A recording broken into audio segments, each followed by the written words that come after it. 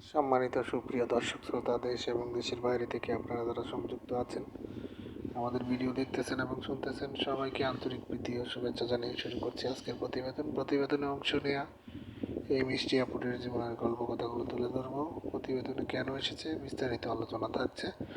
তো আপুটি দেখতে খুবই চমৎকার, ওনার গায়ের রং ফর্সা, উচ্চতা 5 ফুট 3 ইঞ্চি, স্বাস্থ্য ভালো, পড়াশোনা 8ম শ্রেণী পাস, উনি বিবাহিতা।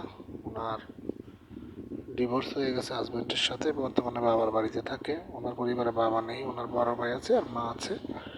বর্তমানে একটি পোশাক কারখানায় কাজ করছে। ওনার ছেলে মেয়ে বলতে একটা ছেলে আছে, 8 বছর বয়স, ছেলেটি মাদ্রাসায় পড়ে।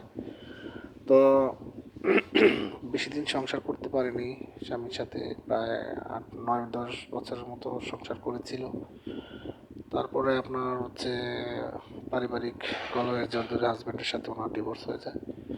তো এক পর্যায়ে উনি হতাশাগ্রস্ত হয়ে আসলে এখন সিদ্ধান্ত নিয়েছে যে নতুন করে জীবন শুরু করবে। সেই জন্য একজন ভালো মনের মানুষ খুঁজছে। পাত্রের বয়স বেশি হোক, বিবাহিত হোক, উনি বিয়ে বসতে রাজি আছে। আগ্রহী প্রার্থী যারা আছেন, স্ক্রিনে দেওয়া নাম্বারে ওনার সাথে কথা বলে ওনার নাম, ঠিকানা, ডিটেল সব কিছু ওনার কাছ থেকে জেনে নেবেন।